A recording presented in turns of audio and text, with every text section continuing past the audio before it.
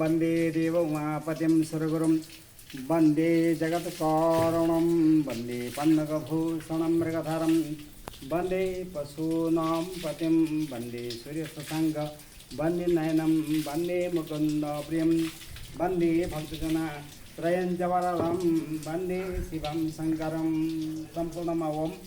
आज मिति 2083 साल श्रावण महिनाको 10 गते हामी यस बागेटी मन्दिर परिसरमा उपस्थित भएका छौँ।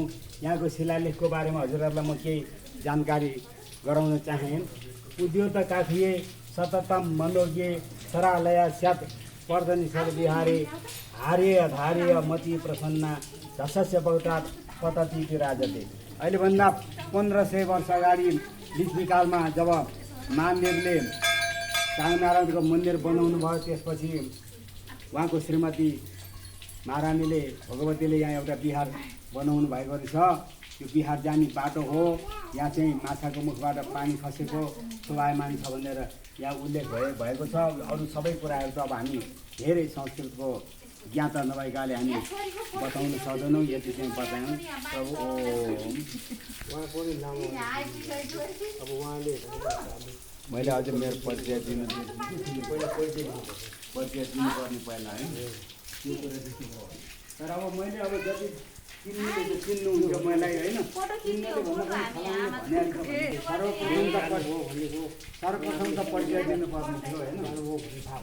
फलानले भन्यो भन्ने हुन्छ नि, तैपनि अब हामीले नचिने बाहेक त फलानले भन्ने त हुँदैन है।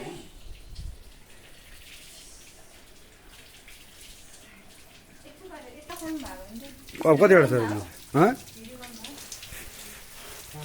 यो चाहिँ हाम्रो माछाको मुखबाट निस्किएको जर हो। यहाँ चाहिँ पहिला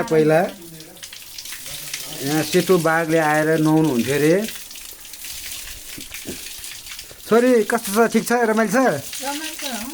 आहा, त्रैलोकेश्वर महादेव ए गुरुवर साई नमो। यहाँ चाहिँ ग्रानीगण्डबाट आउनलाई ठ्याक्कै हजुरको बाइकमा आउनुभयो भने चाहिँ हजुरको 35 किलोमिटर छ, लगभग हजुरको 1.5 घन्टा। बाटो एकदम राम्रो छ। यहाँको एकदम रमणीय स्थल, हरियाली। यस यो चाहिँ लिच्छवीकालदेखिको अहिले योसम्म 1500 वर्ष भयो अरे। महादेवको श्रीमतीले यहाँ चाहिँ बिहार गर्नुभएको रहेछ।